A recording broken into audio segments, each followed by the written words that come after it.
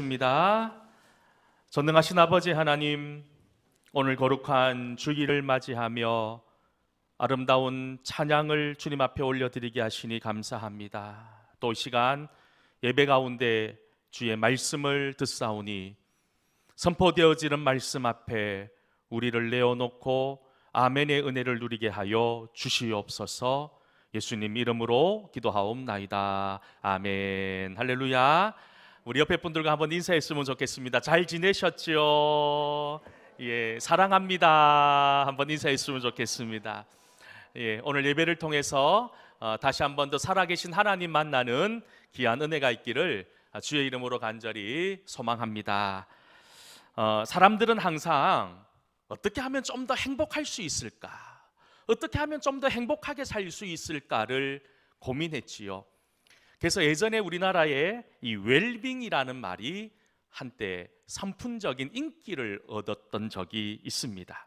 근데 언제부터인가 이 웰빙이라고 하는 말이 점점 사라지고 어떻게 하면 좀 더 잘 죽을 수 있을까라고 하는 웰다잉이라고 하는 단어가 신조어로 나오기 시작했습니다. 그렇죠. 우리가 이 세상 살아가면서 행복하게 사는 것 매우 중요합니다. 하지만 어떤 의미에서 보면 우리가 잘 죽는 것, 우리의 마지막을 잘 보내는 것, 이 죽음의 의미를 다시 생각하는 것이 더 중요하고 소중하기 때문이 아닐까요? 우리나라에 세 가지 아주 큰 거짓말이 있다고 하지요. 장사꾼이 이거 믿지고 판다고 하는 거짓말. 또 하나는 여러분 처녀가 시집 안 간다는 이야기. 또 한 가지는 연세 드신 분들이 내가 빨리 죽어야지 하는, 이것이 우리나라에 있는 3대 거짓말이라고들 말씀들을 하지요. 그런데 어떻습니까? 다 잘 죽기를 소망합니다. 나는 잘 죽어야 돼. 근데 여러분, 잘 죽기는 소망하지만 빨리 죽기를 소망하는 사람은 아마 이 자리에 아무도 없을 거예요.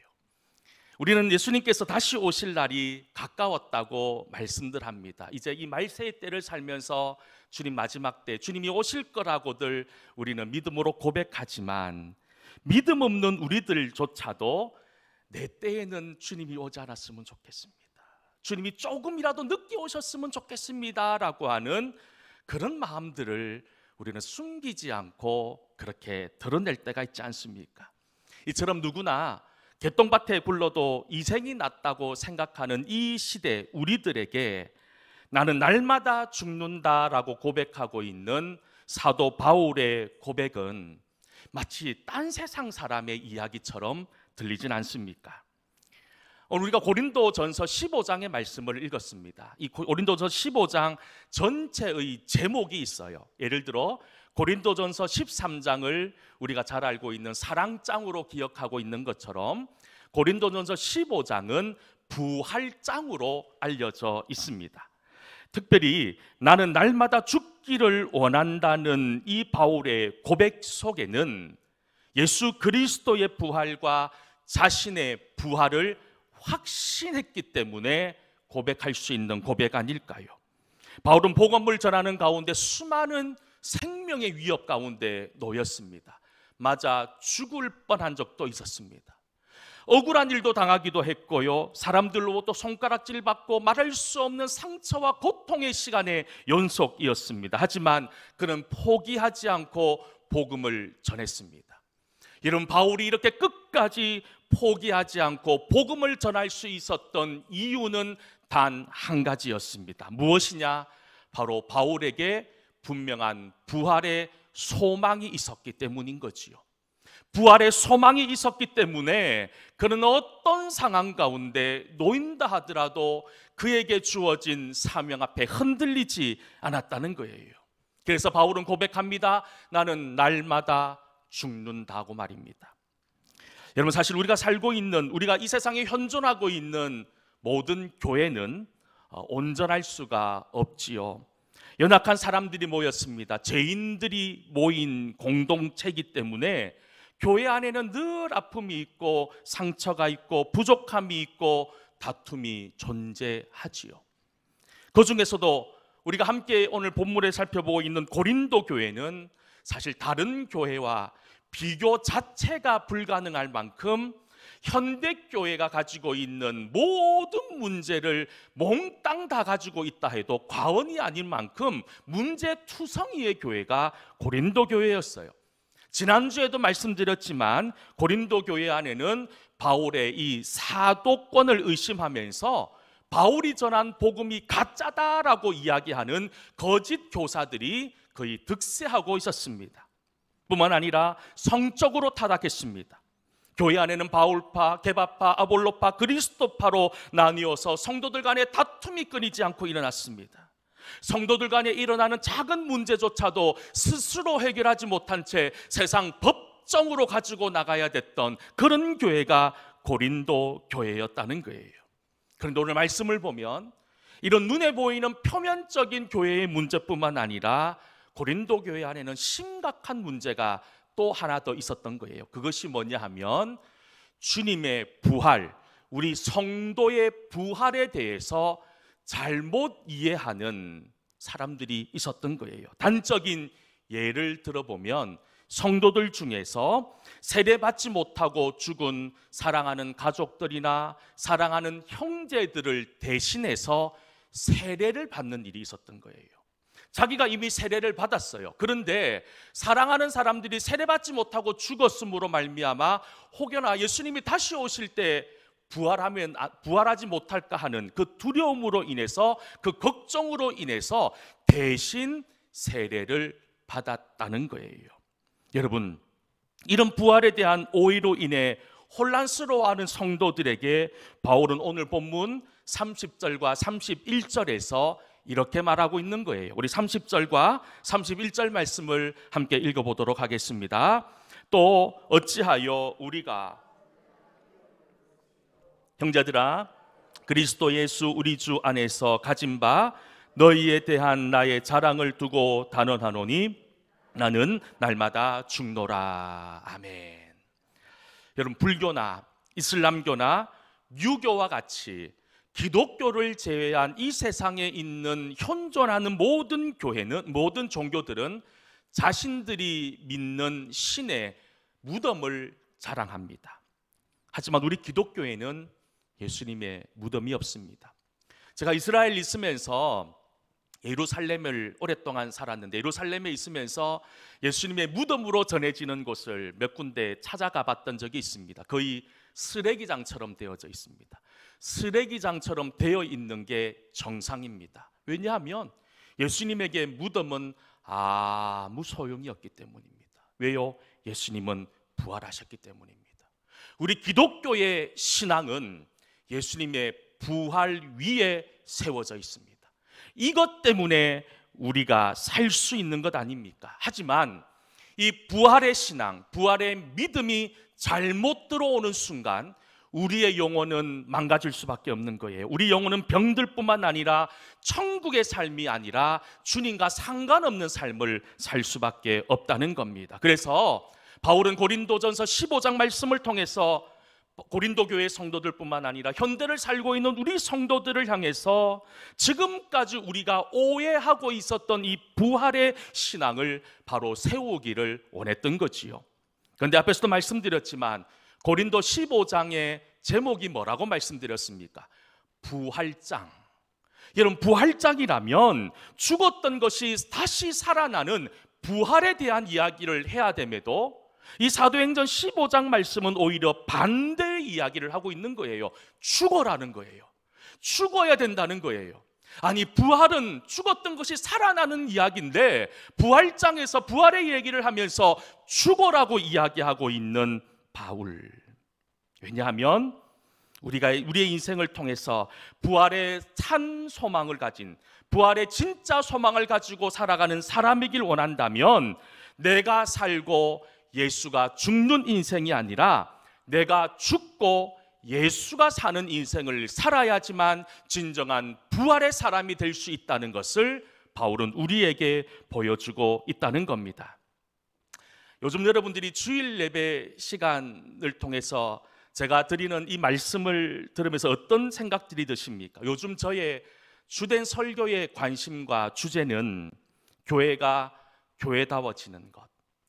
어떻게 하면 성도들이 성도다워져서 우리의 삶을 통해서 예수 그리스도를 증명할 수 있을까라고 하는 그 질문에 모든 초점이 맞춰져 있습니다.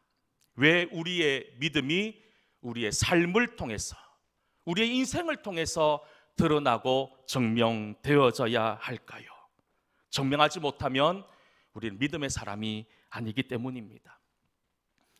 우리 교회를 보면 예배 시간에 대표기도, 주일날 예배 시간에는 장로님들, 권사님들, 또 안수 집사님들, 또 집사님들이 돌아가면서 대표기도도 합니다. 또 화요 중보기도 모임이나 수요 예배나 또 금요 기도회, 또 개인적으로 새벽 기도에 나와서 기도하시는 분들도 많이 계시지요. 근데 여러분, 이렇게 기도하는 분들의 기도의 소리를 이렇게 한 번씩 들어보면 어떤 생각이 드냐면, 야, 우리 성도들의 기도가 너무 수준이 높다는 거예요. 제가 느끼는 솔직한 고백은, 야, 천사도 이 정도로 기도 못할 것 같은 것 같아요. 천사처럼 기도합니다. 세상의 모든 허물과 세상의 모든 아픔과 상처를 다 용서해 줄 수 있는 것처럼 기도합니다. 매일매일의 삶 속에서 감사가 넘쳐나고 정말로 천국의 소망으로 살아가는 그런 사람의 기도처럼 들려집니다. 근데 어떻습니까? 진짜 우리의 삶은 어떠냐는 거예요. 그렇게 천사처럼 뜨겁게 기도했던 사람들이 세상으로 나가면 믿지 않는 사람조차도 혀를 내밀 정도로 이기적이고 그저 자기 것만 챙기기에 혈안이 된 사람처럼 살고 있지는 않습니까? 얌체처럼 영광받는 자리, 사람이 알아주는 자리에는 늘 머물러 있지만 수고하고 땀 흘리고 정말로 힘들어하는 자리에는 사라져버리는 그런 인생을 살고 있지는 않습니까? 손해보지 않으려고 합니다. 비방하고 욕합니다. 화평과 평화의 도구가 아니라 오히려 나를 통해서 분쟁과 다툼이 일어나는, 분쟁과 다툼의 중심에 서 있기도 하다는 겁니다. 여러분, 그러다가 다시 교회를 오면 거룩한 척, 또 주님 앞에 기도합니다. 천사처럼, 천국의 사람처럼 말입니다.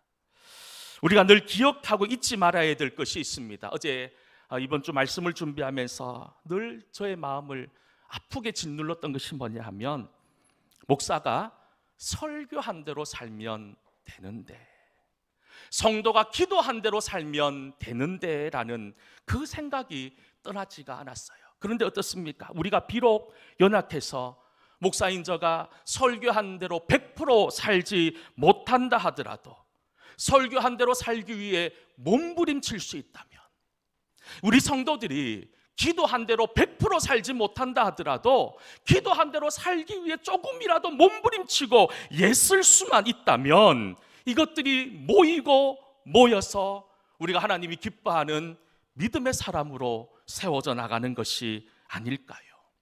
저는 여러분들이 정말로 기도하는 대로 그렇게 살기 위해 늘 애쓰고 수고하고 힘쓸 수 있는 은혜가 있기를 주의 이름으로 간절히 축복합니다. 그런데 우리가 말씀을 읽어보면 사실 예수님의 제자들조차도 그것이 쉽지 않았던 모양이에요. 마태복음 16장 24절 말씀에 보면 이런 말씀이 나오고 있습니다. 우리 같이 한번 마태복음 16장 24절 말씀을 함께 읽어보도록 하겠습니다. 이에 예수께서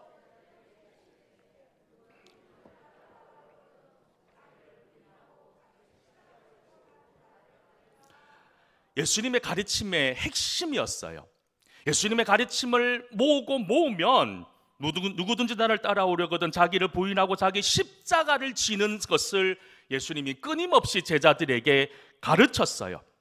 그저 자신을 부인하는 삶의 수준이 아니라 자신을 십자가에 못 박을 정도로 우리의 삶이 이루어져야 된다고 3년 내내 제자들에게 가르치고 훈련시켰습니다.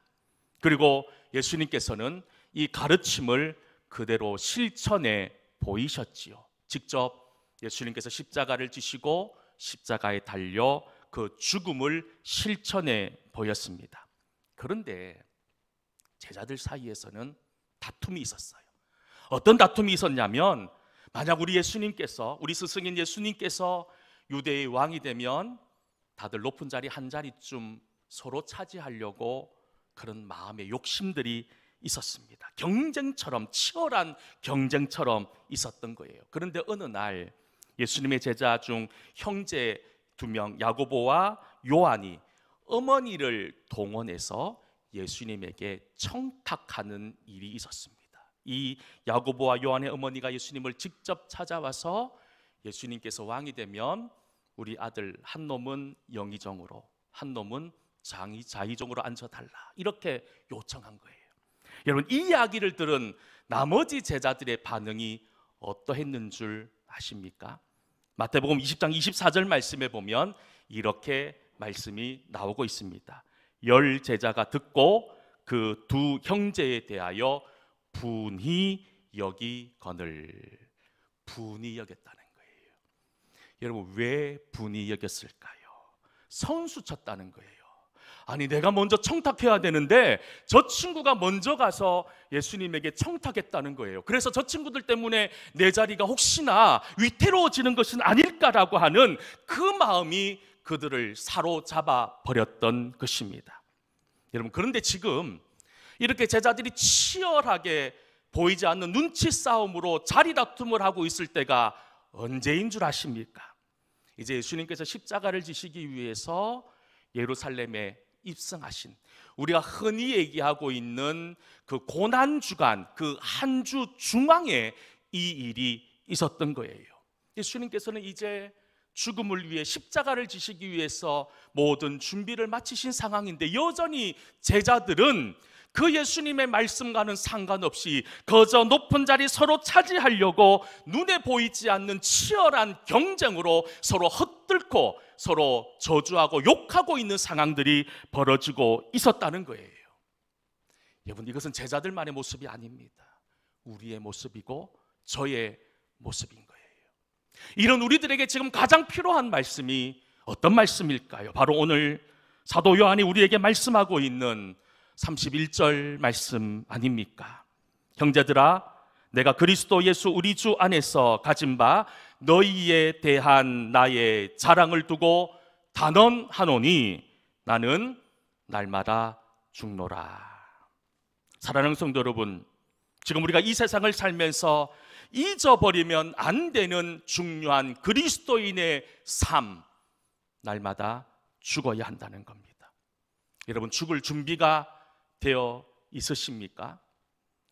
여러분, 우리는 죽을 준비가 되어져 있는 사람이 아니라 우리는 이미 죽어 있어야 됩니다. 죽은 존재들이어야 된다는 겁니다. 목사가 죽어야 교회가 삽니다. 장로님들이 죽어야 성도들이 살고요, 성도들이 죽어야 세상이 살고, 또 주님이 살아나는 기적이 일어나는 것 아닙니까? 목사가 죽지 않고, 장로가 죽지 않고, 성도들이 죽지 않고 여러분 날뛰고 살아간다면 하나님은 보이지 않습니다. 하나님은 가려질 뿐인 거예요. 그런 의미에서 지금 바울이 고백하고 있는 나는 날마다 죽노라, 우리를 향해 당신들은 죽어야 된다고 하는 이 메시지는 그저 단순히 육체의 죽음을 의미하는 것이 아니지요. 요한복음에서 예수님께서 또 이렇게 말씀하셨습니다. 요한복음 12장 24절 말씀인데요, 우리 같이 한번 요한복음 12장 24절 말씀을 함께 읽어보도록 하겠습니다. 내가 진실로 진실로 너희에게 이르노니 한 알 그대로 있고 죽으면 많은 열매를 맺느니라. 아멘. 저는 여러분들의 삶을 통해서 정말 열매 맺는 인생 될 수 있기를 축복합니다.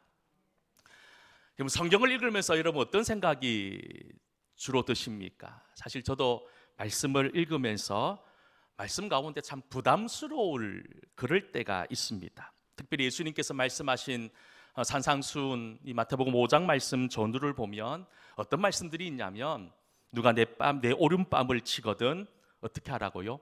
왼뺨도 돌려라. 그리고 더 나아가 너의 속옷을 가지고자 하는 자는 내 겉옷도 가지게 하라고 이야기합니다. 누구든지 너로 억지로 오리를 가게 하거든 그와 더불어 십리를 가라고 이야기합니다. 물론 이런 말씀들도 우리에게 부담이 되지만 나보다 남을 낮게 여기라라고 하는 그 말씀, 늘 우리에게 부담이 되지요. 왜냐하면 지금까지 우리는 남을 나보다 낮게 여기는 것이 아니라 낮게 여겼기 때문에. 또 어떻습니까? 이웃을 내 몸과 같이 사랑하라고 이야기합니다. 내 몸을 여러분들이 얼마나 사랑하십니까? 건강을 위해서 좋은 것도 많이 먹고 운동도 많이 하고 내 건강을 사랑하는 그 마음들이 내 속에 얼마나 많이 녹아 있습니까? 그런데 성경은 내 이웃을 내 몸과 같이, 여러분들의 몸을 사랑하는 것 이상으로 사랑하라고 하는 그 주님의 말씀 앞에 여러분 어떤 생각이 드십니까? 사실 이런 모든 말씀들도 다 부담되는 말씀이지요. 그런데 사실 우리에게 가장 부담되는 말씀은 오늘 바울이 우리에게 하고 있는 말씀 아닙니까? 죽으라는 말, 죽으라는 말. 여러분, 우리는 죽어야 합니다. 우리가 아무리 부담스럽고 아무리 하기 싫은 일이라도 우리가 성도이기에 이 일을 감당해야 합니다. 왜냐하면 주님께서 우리에게 명령하셨기 때문입니다. 우리가 죽어야 예수님이 우리 안에 다시 새로운 삶으로, 새로운 역사로 이어지는 부활의 존재가 될 수 있기 때문이지요. 여러분, 그래서 이 모든 사실을 알았던 바울이 우리를 향해서 나는 날마다 죽는다고 고백하고 있는 것 아닙니까? 우리는 바울이 어떤 사람인지 알고 있습니다. 그는 좋은 가문, 뛰어난 학문과 남다른 명예와 세상의 부귀 모든 것을 한 몸에 가지고 있었던 사람이었어요. 그런데 그가 다메섹 도상에서 예수님을 만난 후에 어떤 고난과 어려움 가운데 그 추구의 수없이 많은 고비를 겪으면서도 자기를 십자가에 내놓는 삶을 살았습니다. 왜냐하면 그는 그리스도인이었기 때문에, 그리스도가 자신의 구주임을 믿었기 때문에 자신의 본성을 죽였습니다. 자신의 욕망을 죽이면서 살았던 것이지요. 우리가 잘 알고 있는 갈라디아서 2장 20절에 뭐라고 말씀합니까? 내가 그리스도와 함께 십자가에 못 박혔나니 그런즉 이제는 내가 사는 것이 아니요 오직 내 안에 그리스도께서 사시는 것이라. 이제 내가 육체 가운데 사는 것은 나를 사랑하사 나를 위하여 자기를 버리신 하나님의 아들을 믿는 믿음 안에서 사는 것이라. 바울은 우리 성도들을 향해서 우리가 십자가에 못 박혔다고 이야기합니다. 그저 여러분 혼자 못 박힌 것이 아니라 사도 갈라디아서 2장 20절 첫 번째 말씀에 보면 내가 그리스도와 함께, 그리스도와 함께. 여러분, 우리는 주님과 함께 십자가에 못 박힌 사람들입니다. 그렇다면 우리의 삶 속에서 구체적으로 어떤 것을 죽여야 할까요? 기억하시길 소망합니다. 먼저 여러분들의 삶 속에서 혈기와 분노를 죽일 수 있기를 축복합니다. 한번 따라서 해볼까요? 혈기와 분노를 죽이게 하소서. 에베소서 4장 26절 27절 말씀에 분을 내어도 죄를 짓지 말며 해가 지도록 분을 품지 말고 마귀에게 틈을 주지 말라라고 이야기합니다. 우리가 살다 보면 올라오는 그런 분노의 감정, 혈기들이 왜 없겠습니까? 저도 한 번씩 폭발합니다. 안 그런 것처럼 보이지요. 저도 우리 집사람이 항상 하는 말이 우리 목사님 성깔 있어요, 이 말을 농담처럼 하는데, 여러분, 누구든지 혈기가 있고 누구든지 분노 낼 수 있어요. 그런 가능성이 우리 모든 사람들이 가지고 있어요. 그럼에도 불구하고 우리는 절제해야 되고 참아야 됩니다.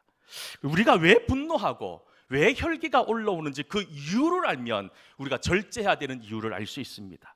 우리가 분노가 일어나는 것, 혈기가 올라오는 이유는 내가 원하는 대로 되지 않을 때입니다. 나의 욕구가 채워지지 않을 때 분노가 일어난다는 거지요. 여러분, 우리 모두 다 이래 불같이 일어나는 분노를 조절하지 못할 때 결국 죄를 짓게 되고, 에베소서 4장 27절 말씀에 마귀에게 틈을 주는 것이 결국 우리가 분노하고 화를 일으킬 때 이 모든 것이 엉망진창이 되어버린다는 거예요. 여러분, 다시 한 번 더 기억할 수 있기를 소망합니다.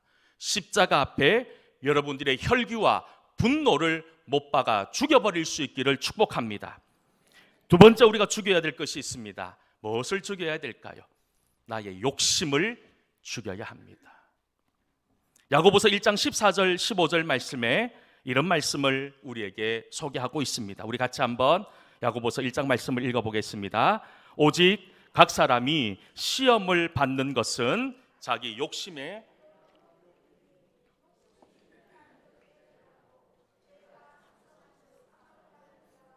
우리가 너무 잘 아는 말씀이잖아요. 욕심이 잉태한 즉 죄를 낳고 죄가 장성한 즉 어떻게 됐는다고요?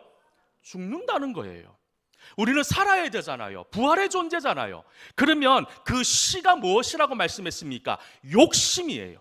욕심이 잉태하면 죄를 낳고 죄가 장성한 즉 죽는다면, 이 죽음으로 이르는 욕심을 죽여버린다면 우리가 부활의 존재로 살아갈 수 있는 것 아닙니까? 사실 인간의 욕심은 끝이 없습니다.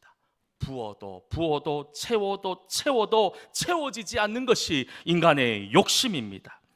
그런데 여러분, 이 모든 욕심들, 여러분들이 가지고 있는 이 세상의 것들에 대한 욕심들은 우리가 가감히 포기해야 되지만, 우리가 가지고 있어야 될, 또 우리가 소망해야 되는 욕심도 있다는 사실을 기억할 수 있기를 소망합니다. 우리가 가지고 있어야 될 욕심이 무엇입니까? 하나님 나라에 대한 욕심, 은혜 받겠다고 하는 욕심, 신앙생활 좀 더 잘해보겠다는 욕심, 어떻게 하면 전도 좀 많이 할 수 있을까 하는 욕심. 여러분, 이런 세상의 욕심이 아닌 이런 믿음의 욕심들을 가지고 있을 때 우리는 사망이 아니라 생명을 잉태할 수 있다는 사실을 성경은 우리에게 말씀합니다. 그렇습니다. 우리는 혈기와 분노를 죽여야 됩니다. 내 욕심을 죽여야 합니다. 그리고 마지막 우리가 죽여야 될 것이 뭐냐? 여러분들의 교만을 죽일 수 있기를 축복합니다. 여러분, 교만이 무슨 말입니까? 하나님 없이도 할 수 있다는 거예요. 하나님 필요 없어요. 이것은 내가 할 수 있어요. 하나님의 존재를 무시하는 이 모든 것이 교만인 거예요. 여러분, 지금까지 믿음이 있다고 하면서 하나님과 상관없는 하나님과 상관없는 길을 걸었고 하나님과 상관없는 어떤 무엇인가를 결정했다면 그것이 교만인 거예요. 여러분, 우리가 교만할 때 어떻게 됩니까? 결국 죽을 수밖에 없다는 거예요. 저는 여러분들이 교만한 인생 되지 않기를 소망합니다. 하나님 의지하고 하나님과 함께하는 인생을 통해서 천국의 시민으로 새롭게 세워지는 은혜가 있기를 축복합니다. 여러분, 우리가 다시 한 번 더 죽기를 축복합니다. 죽는 게 은혜예요. 죽어야 합니다. 죽어야 우리는 부활의 새 생명을 얻을 수 있다는 사실을 기억하고, 우리 교회에 정말로 죽음의 역사들이 충만히 일어나므로 살아나는 기적이 일어날 수 있는 복된 교회 될 수 있기를 주의 이름으로 간절히 축복합니다. 기도하겠습니다. 은혜로우신 아버지 하나님, 우리 모든 성도들 바울이 고백하는 것처럼 나는 날마다 죽는다라고 하는 고백이 우리 모두의 고백이 될 수 있도록 하나님 함께하여 주시옵소서. 예수님 이름으로 기도하옵나이다. 아멘.